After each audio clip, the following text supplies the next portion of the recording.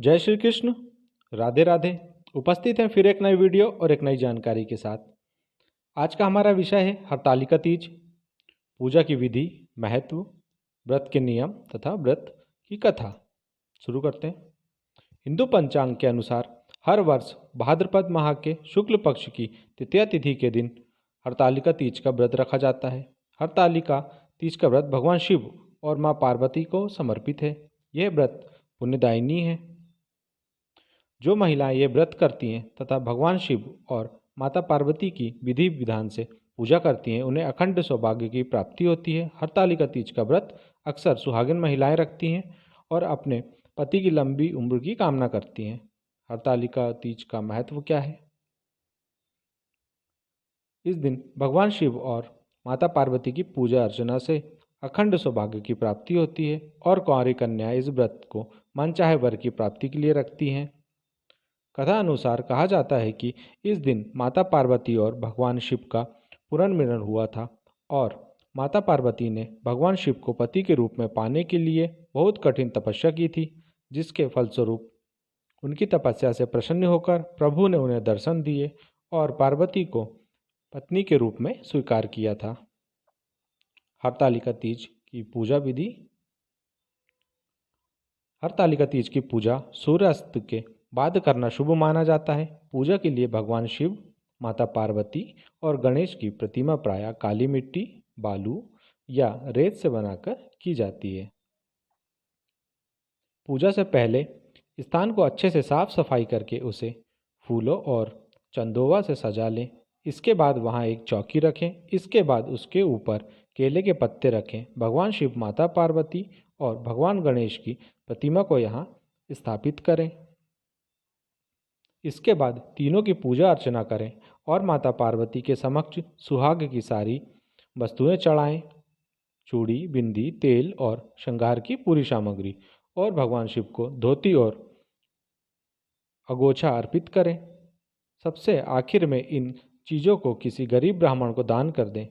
अगले दिन माता पार्वती को सिंदूर चढ़ाएं और उन्हें मीठे भोग का भोग लगाकर अपना व्रत खोल लें। हरतालिका तीज व्रत के नियम क्या क्या होते हैं? व्रत रखने वाली महिलाओं को इस बात का खास ध्यान रखना चाहिए कि इस दिन 16 श्रृंगार करना ना भूलें। नए कपड़े पहनें और अच्छे से सज धज कर व्रत रखें। अगर आप इस व्रत को रख रही हैं तो इसे आप कुछ साल करके छोड़ नहीं सकती, इसलिए सोच समझ कर ही इस व्रत को रखना चाहिए। बीमारी आदि के कारण यदि आप व्रत ना रख पाएँ तो आपकी जगह आपके पति भी इस व्रत को कर सकते हैं। इस दिन रात में जाकर शिव पार्वती की पूजा आराधना करनी चाहिए। दरअसल कथानुसार इस व्रत को आठों पहर की पूजा करना शुभ माना जाता है। हरतालिका तीज व्रत की कथा प्रारंभ करते हैं। एक बार भगवान भोलेनाथ ने माता पार्वती को उनके पूर्व जन्म के बारे में बताते हुए इस व्रत के महत्व को समझाया। माता पार्वती ने बहुत छोटी उम्र में ही भगवान भोलेनाथ को अपने पति के रूप में स्वीकार कर लिया था। उन्होंने बाल अवस्था में ही 12 वर्षों तक हिमालय के किनारे बैठकर कठिन तप शुरू कर दिया। अपने इस तप के दौरान उन्होंने बिना कुछ खाए पिए अपना जीवन व्यतीत किया। उन्होंने जीवित रहने के लिए सूखे पत्ते और हवा खाकर ही कई वर्षों तक गुजारा किया। देवी पार्वती को इस स्थिति में देखकर उनके पिता बहुत दुखी रहते थे। देवी पार्वती की तपस्या को देख भगवान विष्णु प्रसन्न हो गए, जिसके बाद महर्षि नारद उनके पिता के पास भगवान विष्णु का रिश्ता लेकर पहुँचे। भगवान विष्णु से रिश्ते की बात सुनकर उनकी खुशी का ठिकाना नहीं रहा। उन्होंने एक बार में ही स्वीकृति से हामी भर दी। जब माता पार्वती को इस बारे में ज्ञात हुआ तो उन्होंने बहुत दुख हुआ और ये सारी बात सुनते ही वे जोर जोर से रोने लगीं।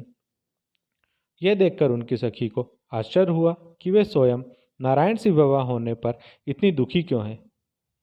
तब उन्होंने अपनी सखी को उत्तर देते हुए कहा, वे इतना कठिन तप और व्रत भगवान भोलेनाथ को पति रूप में पाने के लिए कर रही थीं, लेकिन उनके पिता उनकी शादी भगवान विष्णु से करवाना चाहते थे।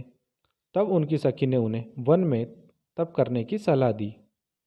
उनके कहने के अनुसार देवी पार्वती ने एक गहरे वन में पहुंच गईं और वहां एक गुफा में बैठकर तपस्या करने लगीं। उन्होंने स्वयं को पूरी तरह से भगवान शिव की भक्ति में लीन कर लिया। भाद्रपद के शुक्ल पक्ष की तृतीया तिथि के दिन देवी पार्वती ने रेत से शिवलिंग बनाया और रात भर जागकर भगवान शिव की स्तुति की। माता पार्वती के इस समर्पण को देखकर भोलेनाथ प्रसन्न हो गए और उन्हें स्वयं को अपनी पति रूप में मिलने का वरदान दिया। माना जाता है कि जो भी महिलाएं इस दिन पूरे विधि विधान और श्रद्धापूर्वक व्रत करती हैं, उन्हें इच्छा अनुसार वर की प्राप्ति होती है। इसके साथ ही विवाहित स्त्रियों को भी खुशहाल दाम्पत्य जीवन का सुख मिलता है। इसलिए हरियाली तीज के इस व्रत को इतना महत्वपूर्ण बताया गया है। जय श्री कृष्ण, राधे राधे। मिलते हैं फिर एक नए वीडियो और एक नई जानकारी के साथ। जय शिव शंभू।